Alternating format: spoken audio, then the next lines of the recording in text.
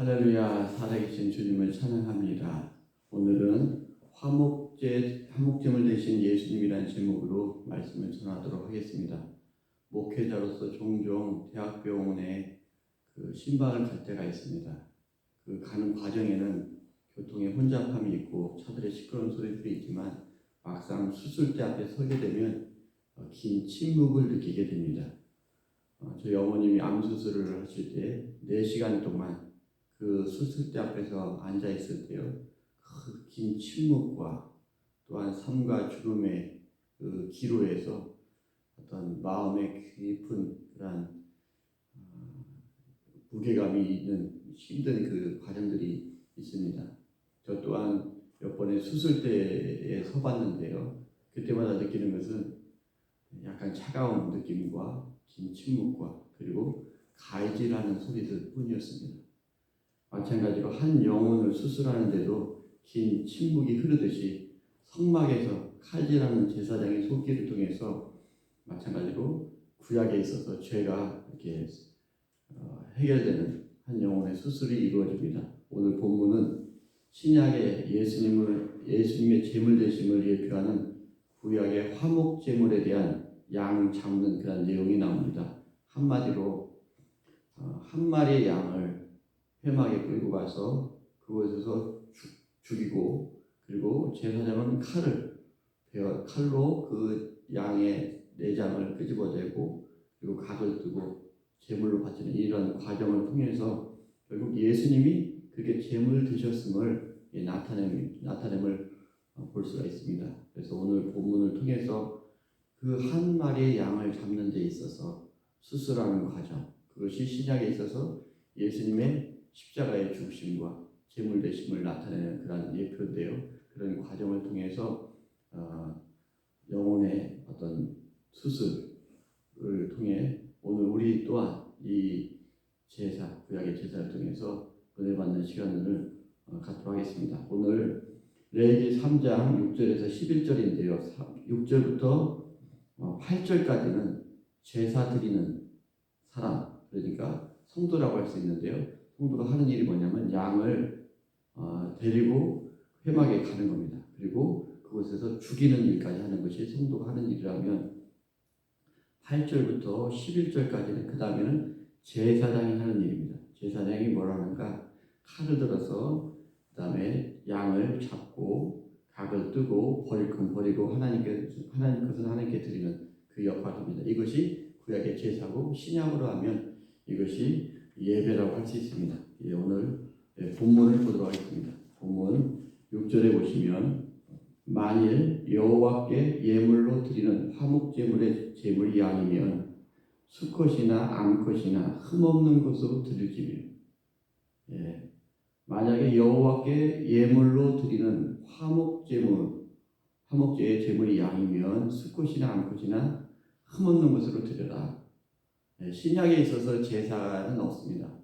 그러나 이 제사는 신약에 있어서 뭘 의미하는가? 사실 예배를 의미합니다. 그래서 오늘 화목제를 사도 바울은 신약에서 재해석했습니다. 화목제가 뭔가? 우리 고린도 후서 5장 18절 19절 보겠습니다. 고린도 후서 5장 18절 19절을 보시면 사도 바울은 구약의 제사를 이렇게 해석했습니다. 오늘 본문은 이렇게 해석했습니다.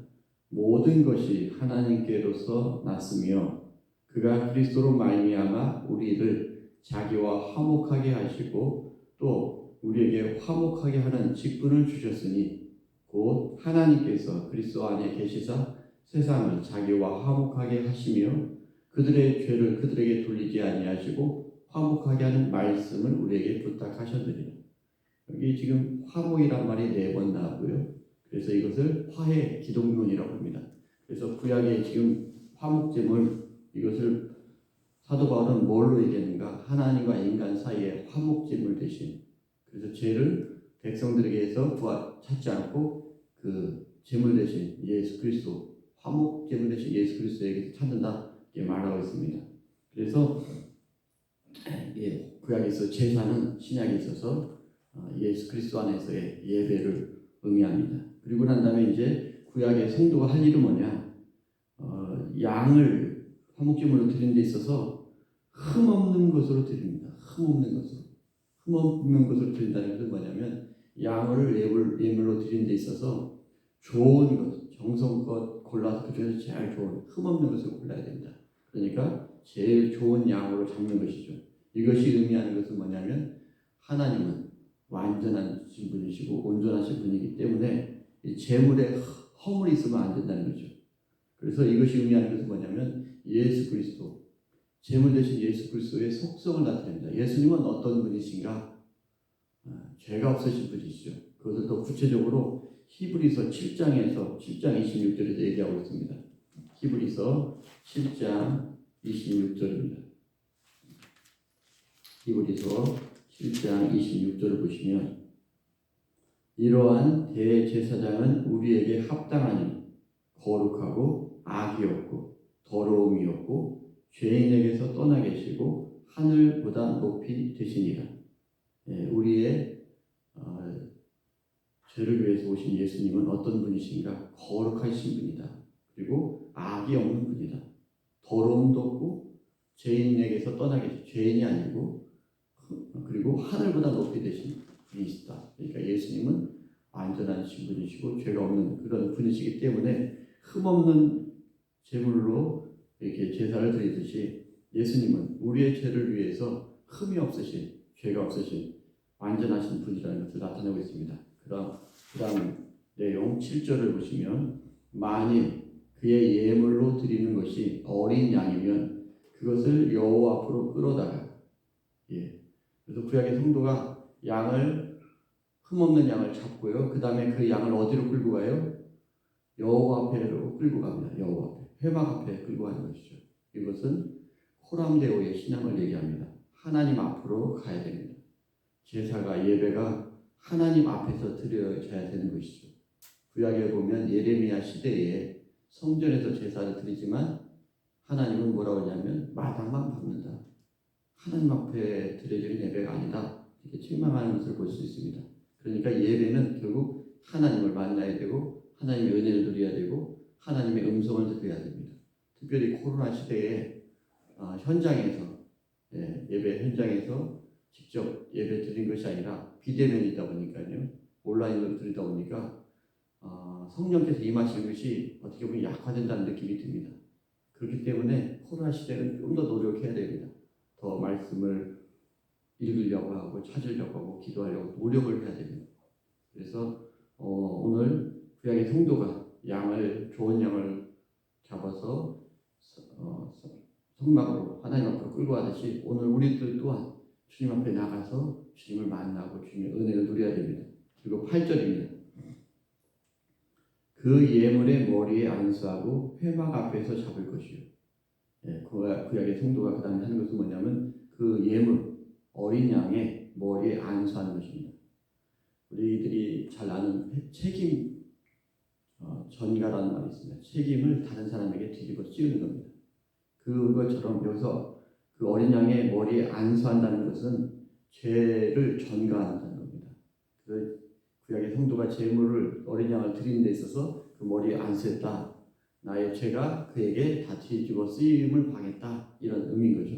이 말이 결국 무슨 말이냐면 어린 양 대신 예수님께서 우리의 백성의 우리의 죄를 다 짊어 쓰셨다. 뒤집어 썼다. 이런 의미인 거죠. 그래서 세례 요한이 이렇게 말하죠. 보라, 세상 죄를 지고 가는 하나님의 어린 양이다. 세례 요한이 예수님을 볼 때 보라, 세상 죄를 지고 가는 하나님의 어린 양이다. 예수님은 그렇게 얘기하고요. 구약에 있어서 예수님은 날마다 우리의 짐을 지시는 주님이에요. 우리의 짐, 우리의 죄, 허물들 왜 지시는가? 우리가 앓을 때, 맡길 때 지시는 거죠.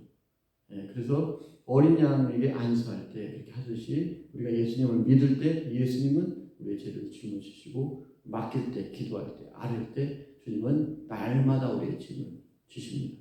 더 나아가서 그 예물의 머리에 안수하고 그 다음에 회막 앞에서 잡을 것이요. 구약의 성도가 어린 양을 화목제물로 드리는 데 있어서 안수하고 그 다음에 회막 앞에서 잡는다. 이 말은 뭐냐면 회막 앞에서 죽인다는 것이죠. 예수님께서 성전에서 잡히셔서 성도들 위해서 죽으시는 것처럼 어린 양이 회막 앞에서 죽습니다.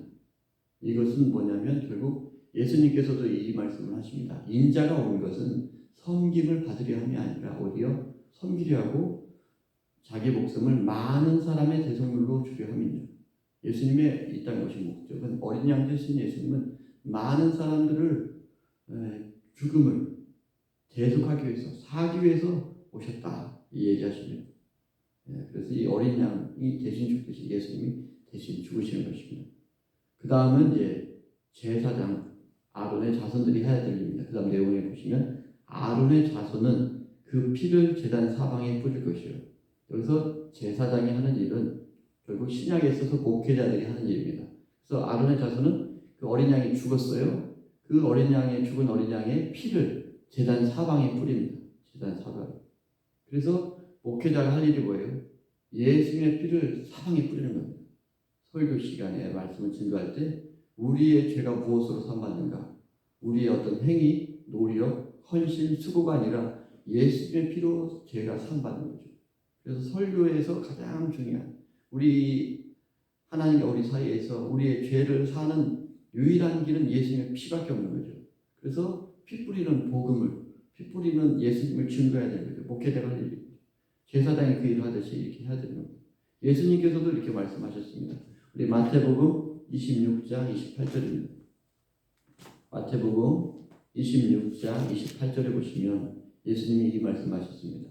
이것은 죄사함을 얻게 하려고 많은 사람을 위하여 흘리는 바 나의 피 곧 언약의 피니라.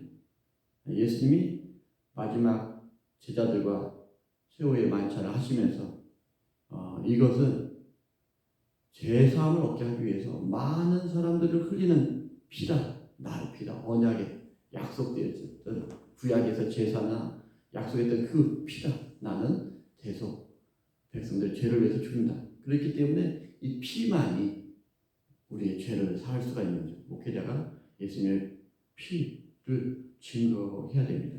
그 다음에 9절입니다.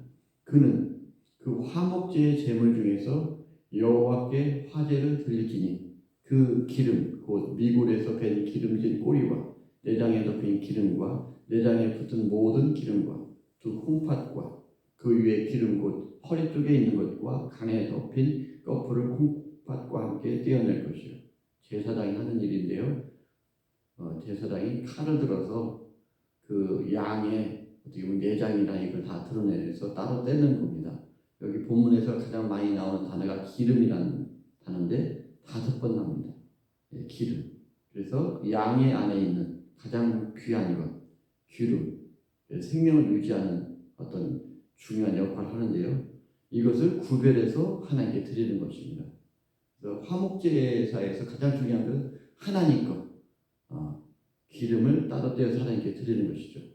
마찬가지로 예수님은 자신의 죽음에 대해서 어떻게 보면 자발적인 헌신을 하시면서 자신의 가장 좋은 것, 나이도 마찬가지로 예수님이 몇 살 때 돌아가시냐면 33살이죠. 가장 건강하고 가장 힘있고 좋을 때, 그리고 억지로 끌려가서 죽으시는 것이 아니라 주님께서 자발적으로 헌신하면서 돌아가시는 제사장이 기름의 귀한 것을 따로 떼듯이 예수님께서도 그렇게 하셨다는 것이죠. 우리 요한복음 10장 17절 보겠습니다.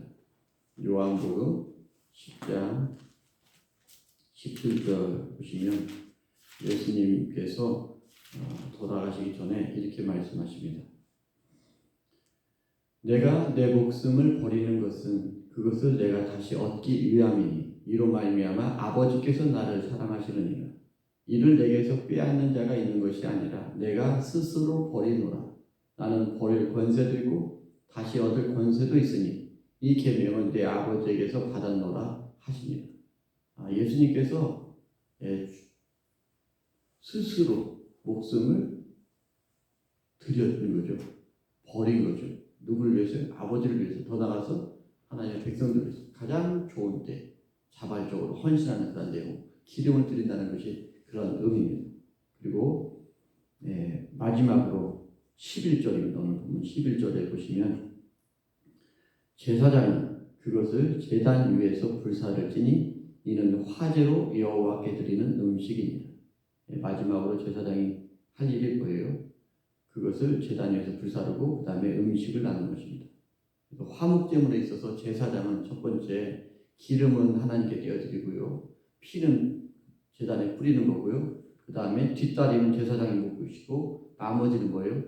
그 제물을 드리는 성도들 그리고 가난한 사람들의 식사에 어떤 식탁의 교제로 쓰여지는 것입니다. 오늘 본문에서 눈여겨볼 것은 오늘 마지막 내용이죠. 이것은 여호와께 드리는 음식이다. 식사라는 걸 합니다. 구약에서 여호와의 음식, 하나님의 음식, 하나님의 식사 이런 표현이 나오는데 식사라는 표현입니다. 그래서 제사가 다 끝난 다음에 마지막에 식사를 합니다. 이것이 의미하는 것은 뭐냐면 하나님과의 영적인 친교입니다. 이것을 신약에서 어디에서 인용했냐면 요한계시록 3장에서 인용했습니다. 라오디아 교회에 예수님이 이렇게 말씀하시죠. 내가 너의 마음의 문을 두드려서 너희가 마음의 문을 열면 내가 너와 너희가 함께해서 함께 먹고 함께 생활한다고 하잖아요. 함께 식사하신다, 함께 친교한다, 함께 지낸다, 이런 의미인 거죠. 이 여호와께 드리는 음식이라는 것이, 식사라는 것이 이것을 의미합니다. 더 나아가서 예수님께서 나중에 이 말씀을 하시죠. 요한복음 6장에서 그 오병이어 기적을 일으키고 난 다음에 이 식사에 대한 부분을 얘기합니다. 우리 요한복음 6장 47절 보겠습니다. 요한복음 6장 47절부터 보시면 진실로 진실로 너에게 이르노니 믿는 자는 영생을 가졌나니 내가 곧 생명의 떡이니라. 너희 조상들은 광야에서 만나를 먹었어도 죽었거니와 이는 하늘에서 내려오는 떡이지 사람으로 하여금 먹고 죽지 아니하게 하는 것이니라. 나는 하늘에서 내려온 살아있는 떡이니 사람이 이 떡을 먹으면 영생하리라. 내가 줄 떡은 곧 세상의 생명을 위한 내 살이니라 하시니라.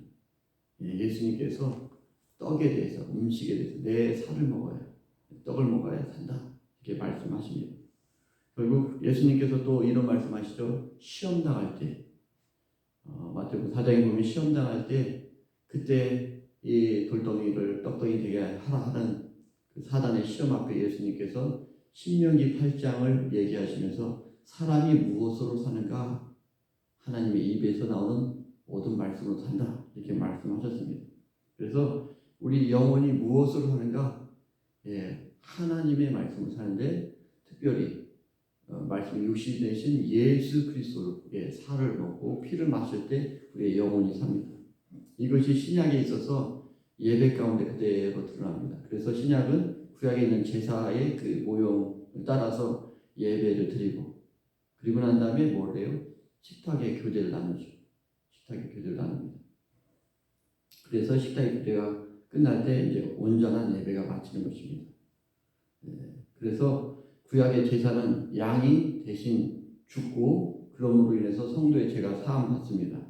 그리고 이제 여기 마지막에 식사로 마쳐지듯이 신약에도 마찬가지로 예배를 통해서, 말씀의 칼을 통해서 우리의 죄들이나 또 하나님께 드릴 것 드리면서 우리 허물들이 다 새로워지고, 그리고 난 다음에 죄도 회개하고 은혜 받고, 그리고 마지막에 식사하면서 예배가 온전히 마쳐집니다.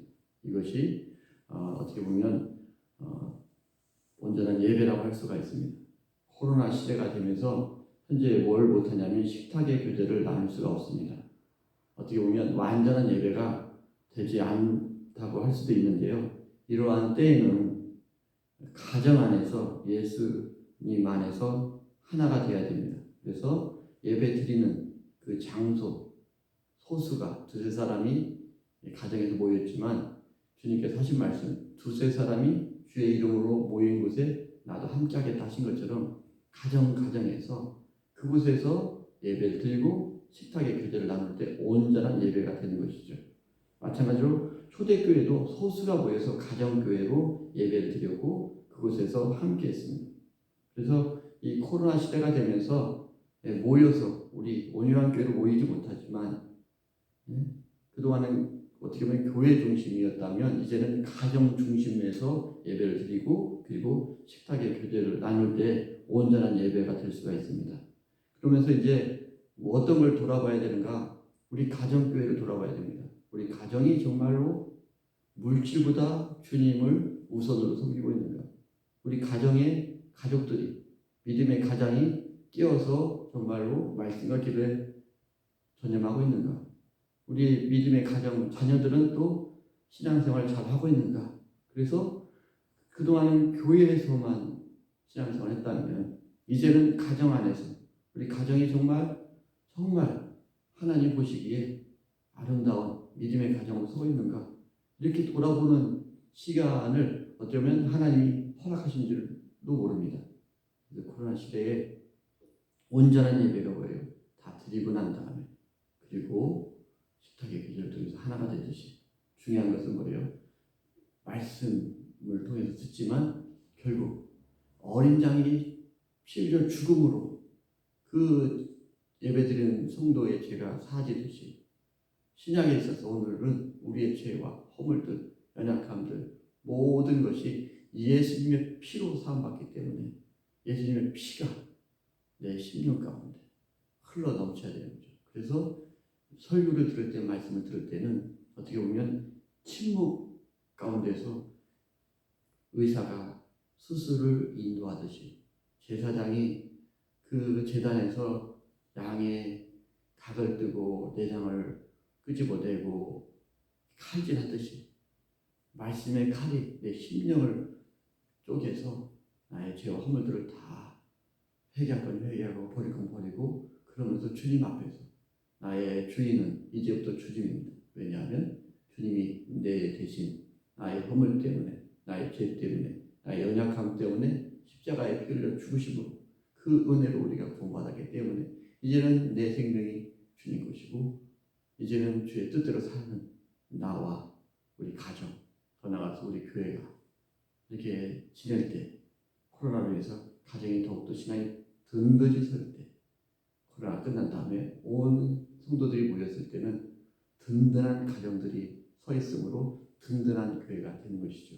날마다 말씀과 기도에 날마다 예수 그리스도의 피 새롭게 됨으로 인해서 그 은혜로 말미암아 어려운 시대를 믿음으로 승리하는 그런 저와 온유한 교회 모든 성도가 되시기를 주의 이름으로 축원합니다. 다 같이 기도드리겠습니다. 참 좋으신 아버지 하나님 감사합니다. 어려운 시국을 맞이했지만 우리가 믿을 수 있는 것은 나를 위해서 십자가의 고난을 지시고 십자가에 피 흘려 죽으신 예수 그리스도의 피를 의지합니다. 그 피가 나의 모든 죄를 다 사해 주셨고 그 은혜로 우리 가정이 구원을 받았고 그 은혜로 우리가 어려운 세상 가운데서 믿음으로 삽니다. 이 어려운 때에 대면 예배를 드리지 못하지만 있는 곳 그곳에서 우리 가정을 온전히 믿음으로 하나 되게 함으로 인해서 앞으로 함께 모여서 예배 드릴 때 더욱더 성숙한 더욱더 은혜가 넘치는 가정이요 성도들로 하나님 인도하여 주시옵소서. 또한 이번 한 주간 동안도 우리를 위해서 죽으시고 우리를 위해서 피 흘려 죽으신 그 주님의 은혜가 우리 심령 가운데 흘러넘침으로 악한 마귀 사탄이 일절 틈못하게 하시고 성삼위 하나님이 우리의 삶을 인도하셔서 이번 한 주간 동안도 예수 그리스도 안에서 승리하는 저희들 되도록 인도하여 주시옵소서. 감사드리고 예수님의 이름으로 기도드리옵나이다.